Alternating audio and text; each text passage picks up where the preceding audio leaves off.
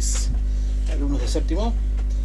Bueno, les paso a explicar, digamos, lo que sería el trabajo práctico 2 y 3, o la clase 2 y 3, donde en la clase 2 vimos, por ejemplo, a las organizaciones, pero las desglosamos en lo que son sus elementos, ¿no?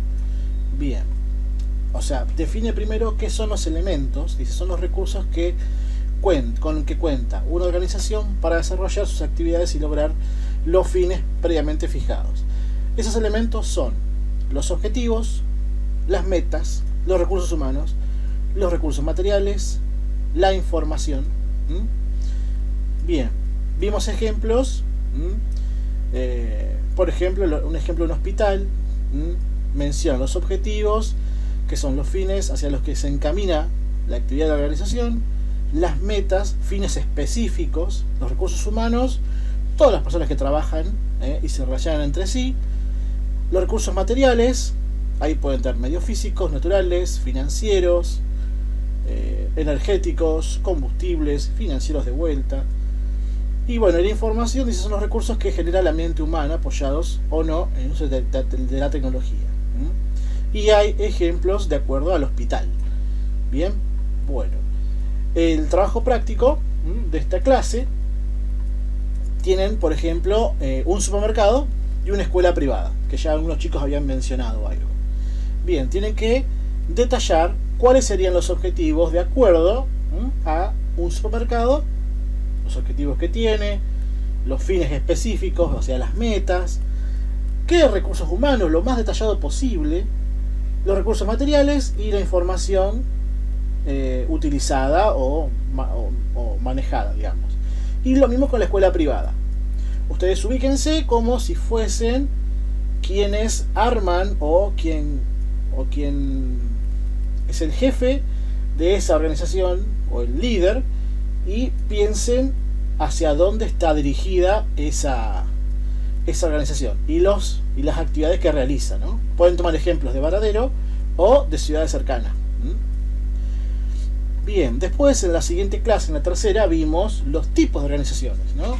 Que se clasifican según su tipo en formales, que menciona que es, cumpliendo con las características, distribuyen entre sus miembros las actividades, responsabilidades y autoridad de una forma precisa, explícita y relativamente permanente.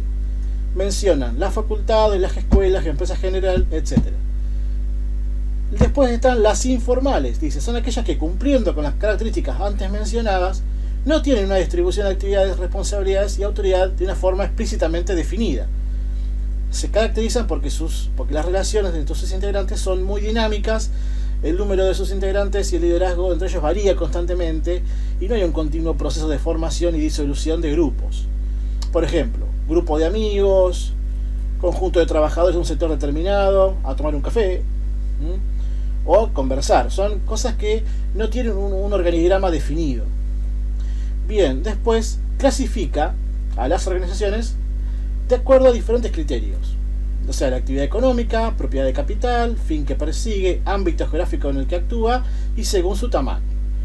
Bueno, primero va a clasificarla según el sector económico. Esto como creo que lo han visto en geografía o en sociales en años anteriores, cuando detallan a las organizaciones o empresas en sector primario, donde son empresas que realizan actividades relacionadas con la obtención directa de los recursos naturales sin someterlos a transformación o elaboración. Sector secundario son empresas que realizan esa función transformadora de los recursos naturales y materias primas en bienes, o sea, ya transforman los recursos en bienes. Y por último, sector terciario. Acá se encuentran las empresas que se dedican a comprar y vender bienes y o prestar servicios. No elaboran ni añaden nada que transforme estos productos. Después pueden ser, según la propiedad del capital, pueden ser empresas privadas o empresas públicas, ¿no? El capital de las empresas privadas proviene de un solo dueño o de muchas personas, por ejemplo, una sociedad, una cooperativa, que invierten dinero en la empresa. Las empresas públicas, o sea, su dueño de capital es el Estado. Habíamos hablado mucho en clase de los ejemplos que había sucedido con las empresas públicas en Argentina, por ejemplo, los trenes, los servicios públicos, el teléfono, los ferrocarriles de teléfono, también los colectivos, la electricidad también de la ciudad de Buenos Aires, por ejemplo, y después también lo que pasó con las empresas públicas, un caso emblemático, YPF, o sea, el ascenso de YPF, la importancia que tuvo en la economía argentina y la caída de la misma hasta su posterior venta a un precio irrisorio. Bien, después, los fines que persigue, o sea, ustedes muchas veces han visto que son organizaciones, son organizaciones sin fines de lucro. Eso muchas veces se escucha a diario. Digamos que la sin fin de lucro, digamos, busca cumplir fines comunitarios, sociales, políticos o culturales. O sea, no persigue la ganancia de dinero. Lo contrario a la que tiene fines de lucro. Obviamente, una empresa trabaja para que su capital invertido sea para obtener ganancias. Bien. Después, el ámbito geográfico. Hay empresas locales que limitan su accionar a la zona geográfica de influencia. Nacionales, digamos, que limitan su desempeño en el mercado nacional. Acá menciona empresas de tamaño mediano o en una fase inicial de crecimiento. Después que están las multinacionales y transnacionales, son organizaciones que llevan a cabo su actividad no solo en su país, sino en países vecinos o lejanos. Después, el último, según su magnitud. Acá hay un criterio, digamos, determinado, según el autor, de acuerdo a la cantidad de trabajadores. O sea, microempresa si tiene 10 o menos, pequeña empresa si tiene 11 o 49, entre 11 y 49, mediana entre 50 y 199 y gran empresa a partir de 200.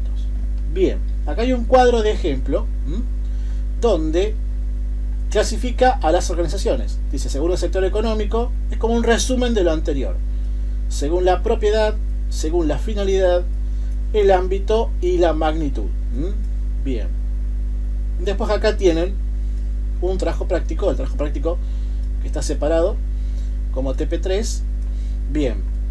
Donde hay ejemplos de un cuadrito donde tienen que clasificar las siguientes organizaciones. Y les da ejemplos como Coca-Cola, Greenpeace, una barbería del barrio, supermercado Coto, el hospital de Tigre y la empresa CarShield. De última, si no encuentran un hospital, debe ser cualquier hospital, ¿no? Cualquiera. O sea, un hospital público, ¿no? Tienen que, de acuerdo a la información vista en los apuntes anteriores, tienen que completar de qué sector económico es, qué propiedad de capital tiene, si es público o privado, qué fin persigue y el ámbito donde actúa. Después les da algunas otras empresas y tienen que indicar a qué sector primario, secundario y terciario pertenecen las siguientes organizaciones. O sea, Banco Provincia, Movistar, La Serenísima, YPF, Seguros La Caja y Loma Negra. Bien, y después van a tener que investigar qué son los bienes o activos tangibles e intangibles. O sea, definiciones tienen que buscar ahí. Como apoyo tienen los videos en cada una de las clases. Y cualquier cosita, esto lo hice para que acomodemos un poco las clases entre el grupo que no tuvo muchas clases y el otro que sí. Así que cualquier cosita, por favor, me preguntan por el grupo. Les mando un saludo y buen fin de semana.